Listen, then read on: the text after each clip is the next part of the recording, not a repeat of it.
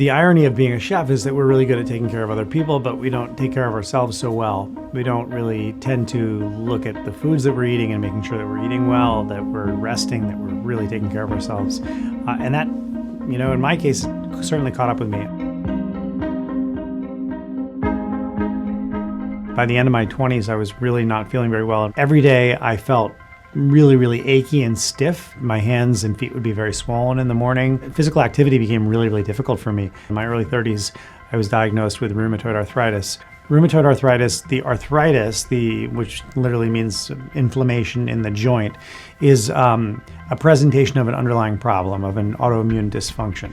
And because I had that moment where my choices were obvious, I had to change or I wasn't gonna be around, I became an active participant in the journey, which to me was really empowering because I didn't feel like, okay, I just go to the doctor and the doctor gives me a pill, but rather there are things that I can do on a daily basis that can impact my health and it can impact my journey. It can actually help me get better. There were a lot of ingredients that I had been cooking with for a long time that I found actually were really good for me and helped me feel really good. And there were things like almonds and oily fish like sardines and anchovies and mackerel, lots of vegetables, some high quality pastured meats, cut out all refined sugar, and reducing carbohydrates in my diet. My philosophy when it comes to food and the relationship that we have with food and health is, first, you have to eat really dense, nutritious, delicious food. And you have to lead with deliciousness. You should never do anything with food because of obligation. Obligation is the wrong word to be attached to food.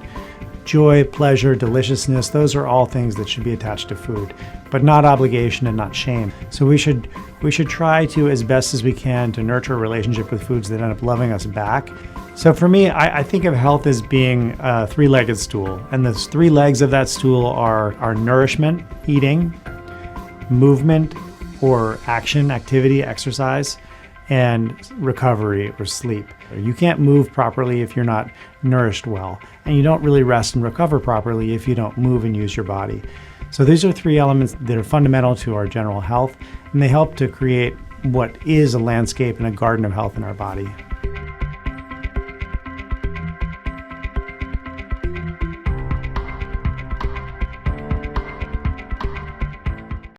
Hey, NBC News viewers, thanks for checking out our YouTube channel. Subscribe by clicking on that button down here and click on any of the videos over here to watch the latest interviews, show highlights, and digital exclusives. Thanks for watching.